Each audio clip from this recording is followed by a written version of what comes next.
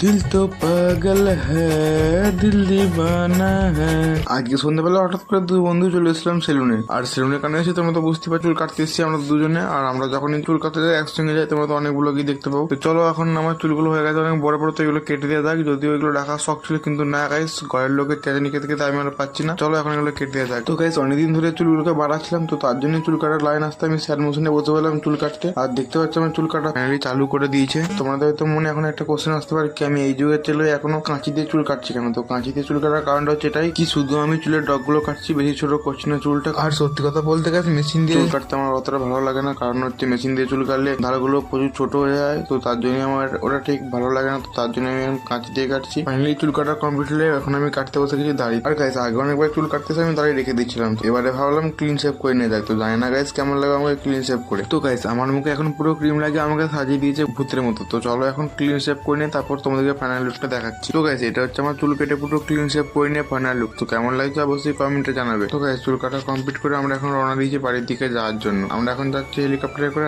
আমার হেলিকপ্টার চালাচ্ছে রেখি ভাই। তো আর গাইস, দেখতে পাচ্ছ রাস্তায় কোনো লোক নেই, কেননা আমাদের চুল কেটে বাড়ি ফিরতে প্রায় বেজে গেল 10টা সাড়ে 10টা। আর গাইস, কোনোবারে আমাদের চুল কেটে বাড়ি যেতে এত লেট হয় না, কেন জানি না, এবারে সেগুনে ভিড় ছিল তাই এত লেট হয়ে গেল। তো আমরা এখন বাড়ি যাই, আর তোমরা আমার চ্যানেলটা সাবস্ক্রাইব করে দাও। দেখা হচ্ছে নেক্সট কোনো ব্লগে। ততক্ষণের জন্য টাটা, বাই বাই।